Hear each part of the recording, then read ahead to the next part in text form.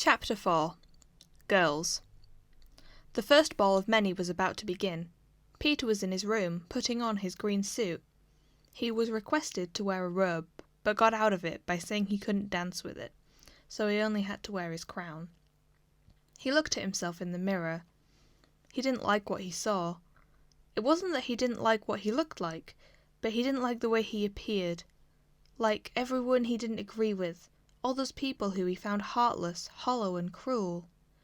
He wished he could separate himself from them, but that was something he could never do. He took a deep breath and set off for the ballroom.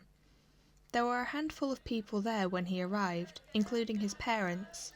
Guests began to arrive. Girls of high class were being announced and came carefully down the stairs. Peter noticed something about all of the girls who arrived. They all looked the same. White faces, pink cheeks, red lips. They were so covered in makeup they didn't look real, like dolls. Eventually, the music began to play and Peter had to start dancing with the girls. Peter danced with girl after girl. Each girl that came along looked the same as the last, and even though he talked to each of them as they danced, none of them stood out to him. Most of the girls seemed so excited to be dancing with a prince. Peter felt like he would be in danger if he was to choose them as a bride. The only girl that stood out to him was for the wrong reasons. She didn't seem like she wanted to be there, and then when they were dancing, she whispered that she'd secretly got married to a knight and was having his baby. The night was halfway through, and Peter was about to exit the ballroom when a hand grabbed his shoulder. "Where do you think you're going?" His father glared at him. "The latrine, unless you want me to urinate all over the floor," he said. The king let go of him. "Be quick," he said. Peter had lied. He didn't need to use the latrine at all. He ran down the hall and out of a side door into the courtyard where James was waiting, sat on the stone wall. "I wondered if you'd even be able to make it out. It sounds busy," James said, standing up. "I promised I'd save you a dance." He held out his hand. The musicians began a new song from inside. James and Peter danced to the song, the moonlight shining on them.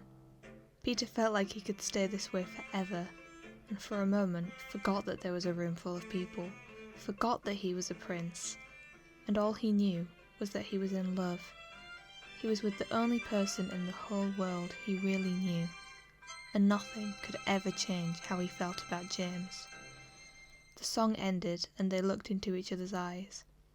Peter kissed James. James's body pressed against Peter's. Peter broke away. "I have to go. I know. I love you," he said as he left. "I love you too," James called back. James sat back down on the wall and looked up towards the moon, the music playing in the background. He felt calm and content. When he and Peter had danced, he had felt like there was nobody else in the world, and that was how he wanted it to be. He knew it was only for a dream, but just for a moment it had been a reality, and he would never forget it. Peter had to tell his father that he hadn't taken a fancy to any of the girls at the ball. His father seemed a little irritated, but wasn't worried. He could host another gathering, with more girls for Peter to choose from. He suggested a meal in the dining hall with 10 girls. Peter didn't like the idea of eating with 10 people he had never met. But his father insisted, and when Peter realized his parents would be joining him, he felt a little more at ease. The meal was filled with more pale-faced girls, and one dark-skinned girl, who still was covered in makeup. Peter stayed quiet through the beginning of the meal, as the girls seemed happy talking amongst themselves. A servant took Peter's soup bowl away. "Have you ladies been enjoying the warm weather?" King Harold said, to try and get the girls talking with he and Peter. "Yes," said one of the girls.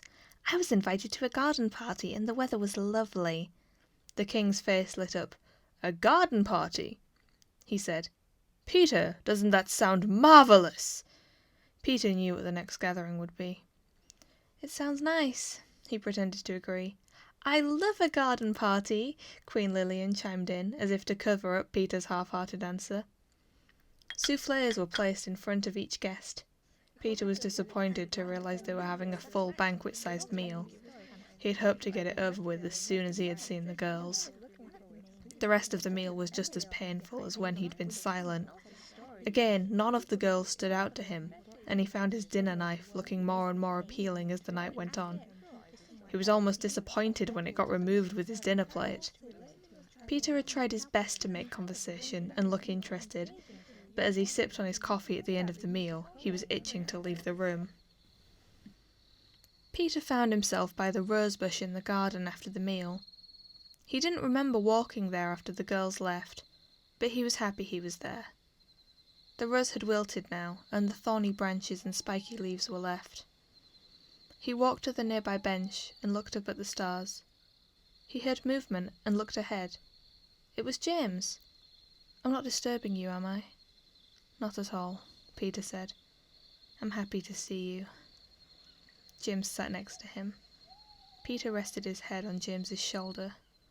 "I had to have dinner with these 10 girls. I hated it."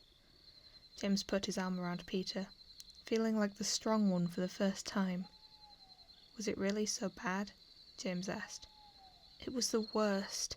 At least at a party I can walk around and I'm not stuck with the same person for too long. At a meal, there's no escape," Peter complained. "Did you like any of them?" James asked, knowing that Peter had to find someone eventually. "No," Peter said and sat up. "It's weird. I always thought I liked girls too, but I haven't liked any girls that have shown up so far," Peter told James. "Maybe you just don't like high-class girls," James suggested. Peter thought. "I think you're right," Peter said. "They all look and act the same," Peter told him. "Well, that's boring," James said. Peter stood up and then went and lay on the grass, looking up to the sky. "What are you doing?" James asked. "Looking at the stars," Peter replied. "Come join me." James lay down, his head next to Peter, but laying the other way round, so the tops of their heads were touching each other's shoulders. They watched the stars together for so long, they fell asleep. James was woken by the dawn chorus. He realised he was on the ground outside. He turned to see Peter asleep next to him. Even though James's view of him was upside down, he still thought he looked beautiful sleeping. James thought he ought to wake up Peter, but then he heard people and they sounded close. He scrambled up and rushed behind a hedge. A group of people hurried out of a door, and James heard, "He's here! My Imperial Highness!" Peter woke up with a start to people shouting at him. He was lifted up off the floor. "Are you all right, my doctor?" Peter was confused and tired, but he knew he was fine. I'm all right, I promise," he said. They continued to fuss over him and escorted him inside. He was taken to the dining hall where his parents were. He sat down and was given a water glass and a large jug of cold water.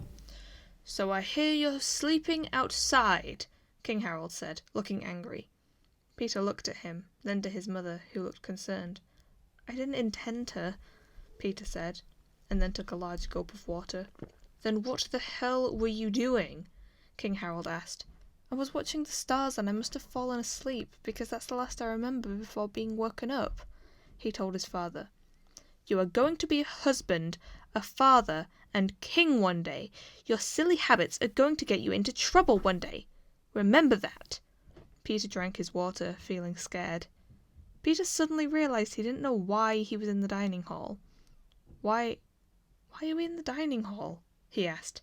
"The 3 of us will be eating breakfast and supper in here together from now on," the king replied. Peter nodded. He wasn't thrilled about the idea, but hoped it might mean he could have a deeper relationship with his parents. More months of gathering and girl after girl to see and reject went by. The only solace Peter found was spending time with James.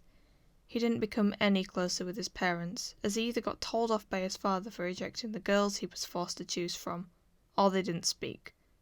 Both he and his mother were too afraid to talk about anything more than the occasional talk about the weather or greeting, with King Harold becoming more and more irritable. One night, however, something unexpected happened for Peter. He had been sleeping in his bed when he got woken up by someone. He opened his eyes to see James by his bedside. Peter sat up and rubbed his eyes to make sure he wasn't seeing things. "James?" he whispered.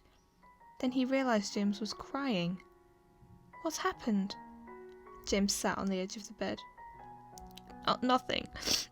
It's been 2 years since my father..." He couldn't finish his sentence. Peter pulled him into a hug. James put his arm around Peter and cried. "Come here," Peter said, and offered James to join him under the covers. Peter held James close. James started to calm down and managed to stop crying, and again they both fell asleep. When James woke up, he was surprised to find himself in a comfortable bed, and then realised where he was when he saw Peter next to him. He sat up suddenly, waking Peter up. "Huh?" he heard Peter. "I think I'm late," James said, and began to hurry away. "Wait," Peter said, and tiredly walked over to him and gave him a kiss. James left, and Peter got back into bed, cuddling the pillow that James had slept on.